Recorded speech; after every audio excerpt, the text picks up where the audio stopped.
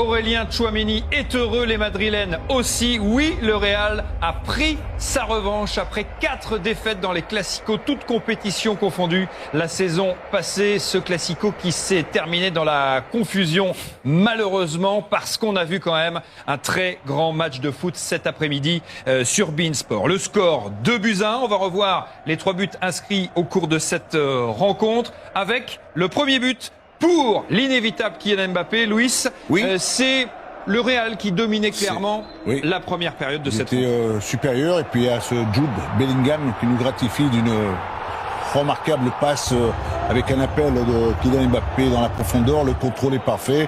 En plus, il y a son adresse qui est là, qui est parfaitement bien ajustée. Et puis voilà, c'est un Kylian Mbappé qui marque. Après, il y a la suite. Oui, l'égalisation de Fermín López. Louisa, très peu de ballons, très peu de situations pour les Catalans, mais ils ont bien profité des miettes qu'ils ont eues en première période. Oui, en panne d'idées offensivement aujourd'hui les Catalans, mais sur cette situation, il y a eu un bon pressing dans le dernier tiers de Pedri pour récupérer ce ballon avec la finition une fois de plus de Fermín. Le 3e but de la rencontre, le 2e pour le Real sur ce centre de Vinicius. C'est Bellingham qui se trouve à l'endroit où il faut être, Sony. Oui, parce qu'on a l'habitude la première année de Bellingham au Real de se trouver toujours là, où le ballon qui vient de lui. Toute l'équipe de Barça qui suit le ballon, lui, très bien placé, tranquille. Il est reparti ensuite comme Bellingham qu'il est, la classe, en marchant comme ça, super stylé. Normal, de ma normal, pas de problème. Voilà. Comment tu l'appelles, Jude? Jude? Oui, Jude Bellingham. Jude is back. Là, franchement, okay. Sur cette rencontre, Jude is back, on y reviendra dans un instant. Juste cette occasion, ou plutôt cette situation qui aurait pu donner lieu à un penalty. Sony, pour vous, est-ce que Carvajal fait faute sur cette action? Oui, parce que là, il ne joue pas du tout le ballon. Il va complètement sur Araujo. Mais après, c'est difficile. L'arbitre dit que c'est l'épaule contre épaule. Non, c'est complètement Carvajal qui joue sur Araujo. Pour moi, il aurait pu siffler penalty sur cette occasion-là. 9 minutes de temps additionnel dans cette rencontre qui a été effectivement hachée par instant. Faute de Carvajal pour vous. L'arbitre n'en a pas décidé ainsi et le score en est resté là. La victoire 2-1 donc du Real qui prend sa revanche face au Barça et qui prend le large en tête du classement de Liga à l'occasion de cette 10e journée. 5 points d'avance pour les Madrilènes. Encore et toujours, qui est passé, Luis, par toutes les émotions aujourd'hui. Il a marqué 3 fois, mais il n'a qu'un but à son crédit, malheureusement pour lui. Mais encore fallait-il le marquer, ce but. S'il en a mis 3 et dont on lui en a refusé 2, c'est qu'il est censé être présent sur le terrain par son activité. Alors c'est sûr et certain, c'est un garçon qui en ce moment fait énormément de bien, cette équipe du Real, parce qu'il est là dans cette présence offensive avec moi, Vinicius aussi aujourd'hui, tu vois, je dirais tout simplement aussi que Vinicius a été un bon complémentaire de monsieur Kylian Mbappé. Et voilà, Kylian a été décisif, il a été dangereux, il a toujours, par rapport à ses qualités que l'on sait, voilà, c'est un bon Kylian Mbappé encore aujourd'hui. Qui poursuit son rythme, voilà, son 16e but avec le Real cette saison. Et ce qui est intéressant dans l'évolution de son jeu, c'est bien, il faut signaler, c'est qu'il ne se disperse pas trop, côté gauche, côté droit. Là, il reste plutôt à jouer des ballons. S'il doit jouer 10, 15 ballons par match, mais il va les jouer parfaitement bien en décrochage, aller vers en profondeur. Il va pas aller d'un côté à l'autre et chercher vraiment faire des passes décisives. Il est concentré dans son rôle vraiment d'avant-centre, d'être au service aussi de l'équipe. Quand il décroche, c'est simple, c'est efficace. Tchouaméni met mon ballon, il a derrière, il va aller essayer de faire la différence. Il a beaucoup évolué dans son jeu. Et ça, c'est très important. Dire qu'il ne va pas de partout, il va jouer des bons coups pour son équipe dans le jeu collectif. Malheureusement, il a manqué de transformer un penalty. Il était à 11 sur 11. On lui a porté l'œil, le pauvre, en avant de match, puisqu'il a raté son duel. Oui, il a raté son duel, il a raté son penalty, mais sur l'ensemble du match, il a énormément progressé dans ses déplacements et on voit qu'il est capable aujourd'hui de faire le bon déplacement dans le bon timing, le bon tempo, dans le bon rythme. Il est capable de s'éloigner de son adversaire pour ensuite plonger dans l'espace libre.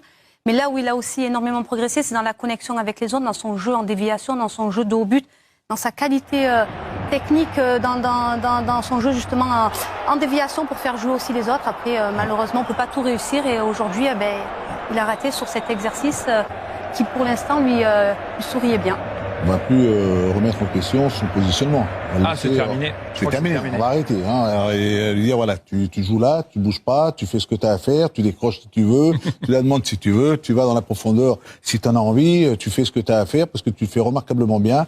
Tu es d'une adresse diabolique. Il n'y a que toi, à l'heure actuelle, qui peut nous amener, durant toute une saison, à aller chercher le plus de titres possible. Je pense que, pour l'instant, c'est lui. Hein. Il y a Jude, il y a ton ami Bellingham aussi. Alors, c'est pas mon ami. Jude Bellingham a fait un bon match. C'est pas moi qui le dis, c'est pas mon ami. Ouais, avant d'évoquer Jude Bellingham, on va revenir sur le match de Lamine Yamal. C'est le duel tant attendu cette saison et sans doute pour les saisons à venir dans ce championnat d'Espagne et même au niveau européen. Le duel entre Lamine Yamal et Kylian Mbappé, remporté sans doute aujourd'hui par le Français, l'ombre de lui-même. Voilà ce qu'on a titré après la prestation de Yamal. Oui, parce que à part cette frappe-là, après il a beaucoup joué sur les passes pour ses partenaires, mais pas de 1 contre 1. Parce qu'on a l'habitude, quand vous faites les déclarations qu'il avait fait maladroitement peut-être avant la rencontre, il fallait faire la différence, il fallait passer de 1 contre 1, il fallait provoquer. Il manquait de puissance, il manquait de vitesse vraiment dans son jeu. Il a beaucoup joué sur les passes. Et sur un classico, le Barça avait besoin de lui pour faire la différence de 1 contre 1 comme Kylian Mbappé a fait. Oui, le Français a pris vraiment l'avantage sur ce match-là. Est-ce que vous l'avez senti éventuellement amoindri par ces douleurs, ces blessures au pubis qu'il a contracté ces dernières semaines, Louisa? Ben ça, c'est difficile de le juger parce qu'on n'a pas tous les tenants et les aboutissants. On ne connaît pas la préparation de match de Lamine Yamal, dans quel état il a abordé ce match-là. Mais quoi qu'il en soit, il est certain que ça n'a pas été le même. Notamment, on a vu dans le 1 contre 1, dans la percussion, dans le dribble, dans le changement d'appui, changement de rythme. Après, il est vrai qu'en face de lui, il avait un sacré joueur, un sacré client aussi. Il faut souligner aussi le match de Carreras qui a été très performant. On l'avait vu déjà la saison dernière avec le Benfica, face à cette équipe du FC Barcelone et face à Lamine Yamal où il avait quand même bien pris aussi. Donc voilà, ça a été un Lamine Yamal différent. Il s'est aussi adapté à ce que lui proposait Carreras. On l'a vu quand même pas mal réussir ses passes intérieures, créant le premier décalage. Mais là où on l'attend, c'est dans le 1 contre 1, dans la finition, dans le dernier geste. Et aujourd'hui, on l'a très peu vu. C'est trop peu pour un joueur de sa classe et de son talent. Je ne veux pas en rien le condamner parce que ce garçon-là m'a tellement donné du plaisir, tellement fait montrer par cette qualité technique qu'il a en lui, par ces gestes qu'il a, dans la vitesse, dans la prise de balle.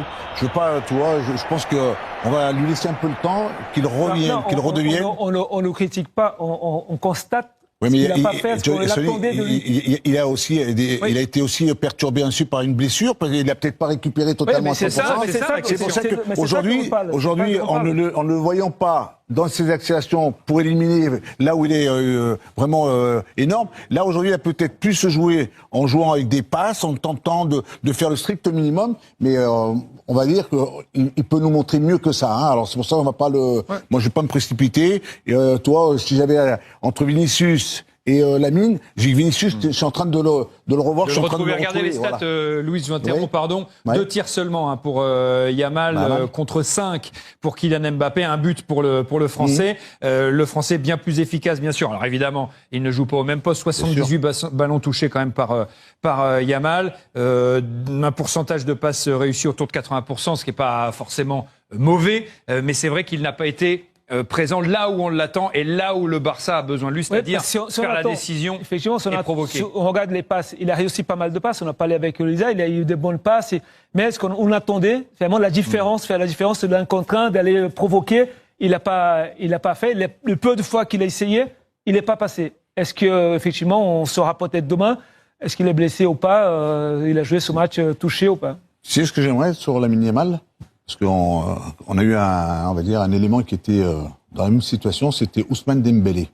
Quand il a passé ses 4-5 premiers mois dans une situation où on cessait de le critiquer par rapport à son manque dans la félicité. Vous parlez de la saison passée, avec le PSG, d'accord. Et Lamine, peut-être qu'en changeant un peu de poste, en essayant d'aller un peu à droite, un peu à gauche, un peu dans l'axe, pour échanger un peu, parce qu'il a les qualités. Hein. C'est pour ça que là, il reste un peu sur son côté droit. Et c'est vrai qu'aujourd'hui, il est tombé face à ce Carreras, ce défenseur du Real, qu'il a bien tenu, il a bien maintenu. Hein. Et au-delà de Carreras, c'est tout le bloc défensif madrilène qui a été efficace et très réaliste, parce qu'on voyait aussi qu'il y avait toujours un joueur qui venait lui fermer l'intérieur. On sait qu'il aime aussi partir du côté pour venir rentrer intérieur sur son pied gauche. Cet espace-là était très souvent fermé.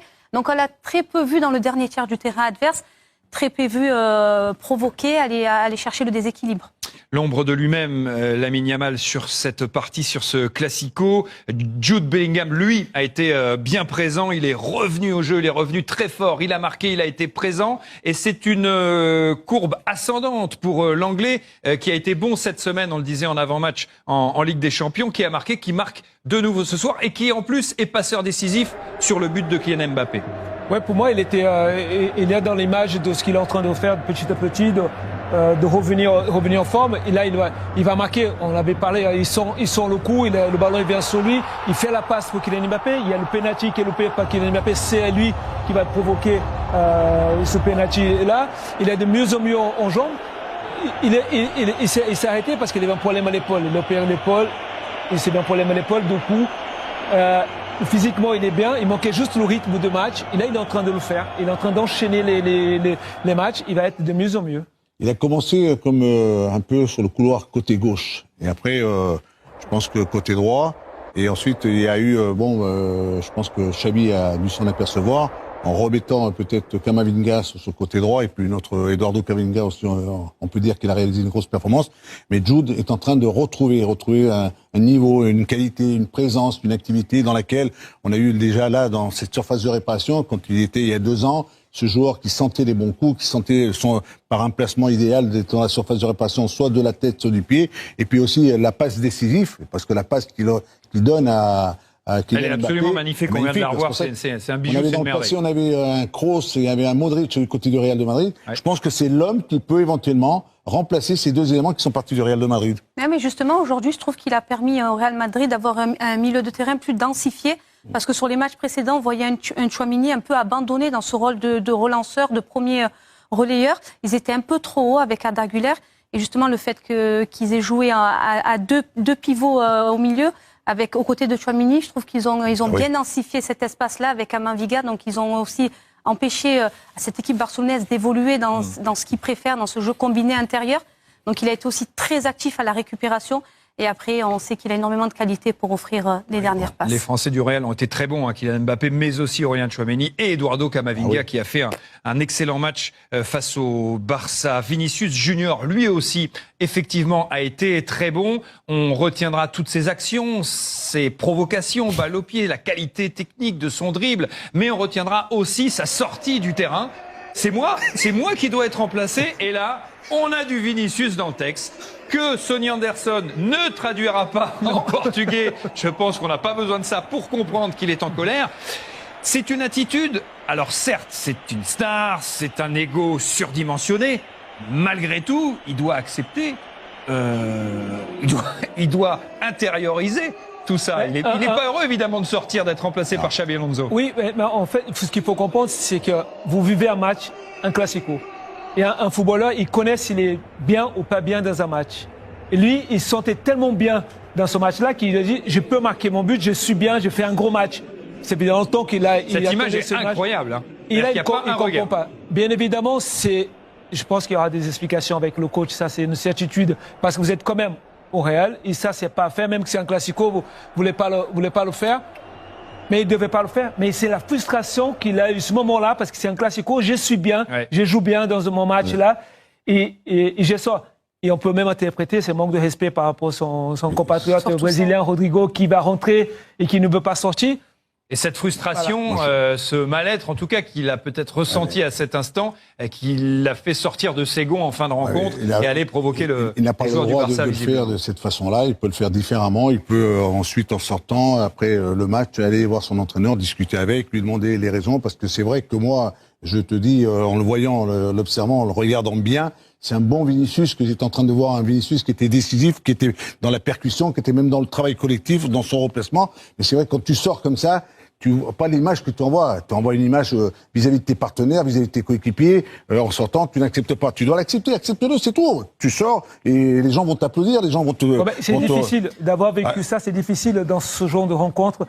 Vous vivez un match, vous êtes dans un classico, vous êtes bien, vous voulez marquer, vous sentez bien.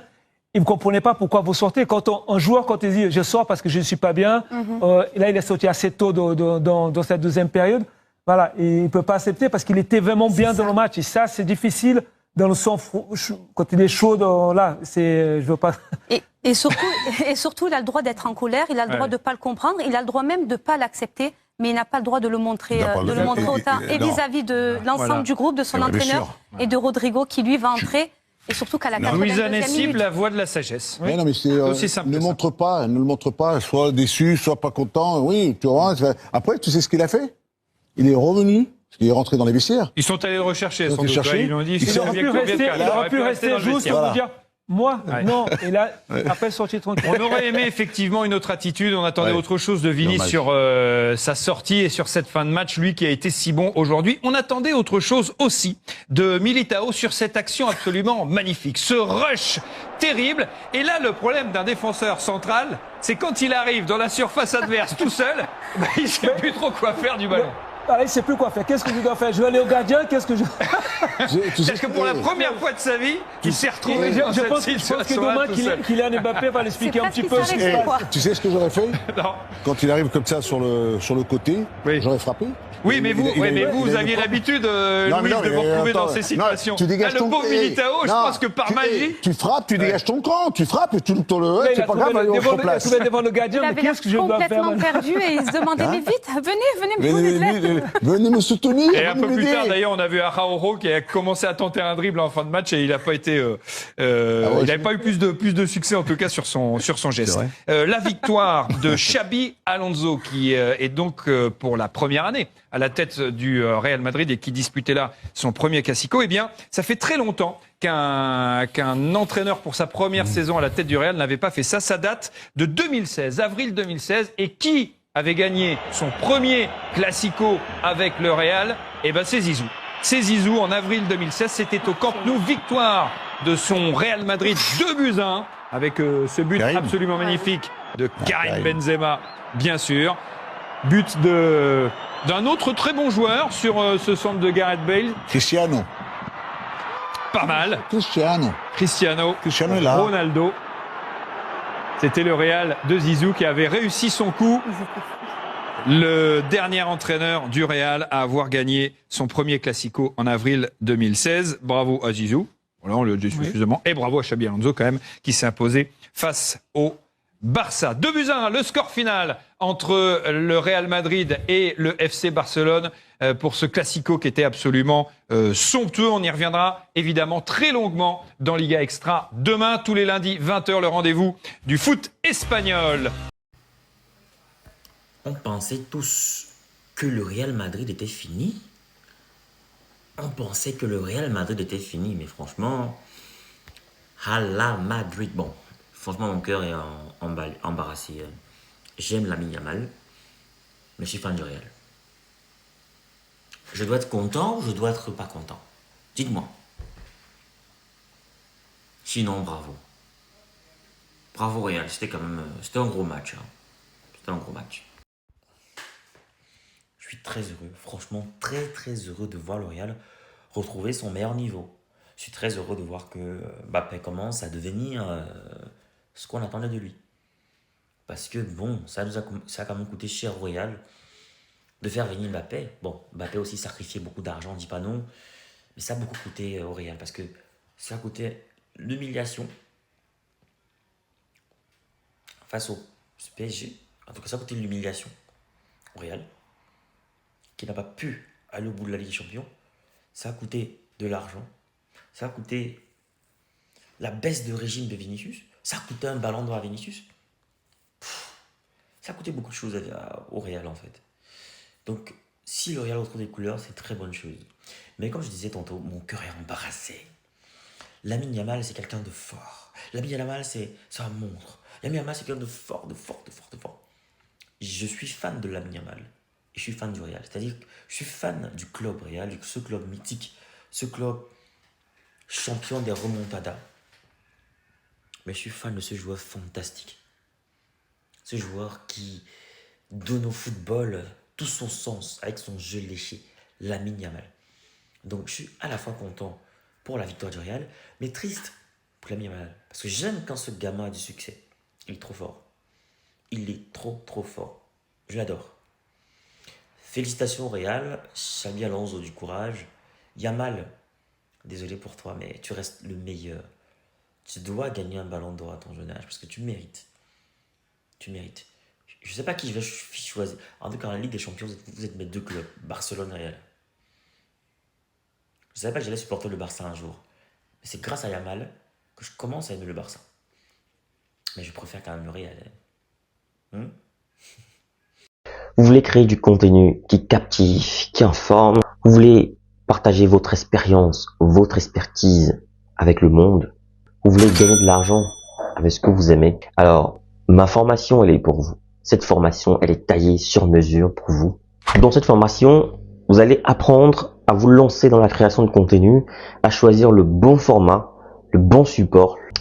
Dans ma formation, on apprend à trouver sa niche, on apprend à trouver sa valeur ajoutée, sa proposition unique, sa cible idéale. On apprend plein de choses dans cette formation. Dans ma formation, on apprend à trouver son rythme, on apprend à planifier son contenu, à optimiser son temps tout en restant motivé. C'est une formation accessible à tous, que vous soyez expérimenté, débutant, voilà, que vous vouliez créer du contenu audio, vidéo, écrit ou multimédia. Cette formation, elle est pour vous. Vous devez absolument l'apprendre. Alors cette formation est flexible, vous pouvez la suivre à votre rythme, selon vos disponibilités, vos besoins, vos envies. Elle ne coûte pas cher. 150 € pour tous les résidents en Occident et 75 000 francs pour tous ceux qui résident en Afrique. 75 000 francs CFA seulement. Alors qu'est-ce que tu attends? Souscris rapidement à cette formation parce que les places sont limitées à 50 places maximum et il y aura des formations chaque mois. Chaque formation dure 2 semaines minimum et 1 mois pour ceux qui ont du mal. Il y aura 2 semaines en plus de rémédiation pour essayer d'aider les autres. Alors, appelle ce numéro rapidement et surtout, écris à cet email pour souscrire à cette formation. Voilà, le numéro, je rappelle, 0467 81 59 18, précédé du plus 32. Donc, je reprends, plus 32 0467 ou alors plus 32 467 81 59 18, disponible bien sûr par appel et sur WhatsApp ou alors écrivez-moi tout simplement par mail pour souscrire à votre formation. Donc je vous attends nombreux et les places sont très limitées. Donc à très bientôt.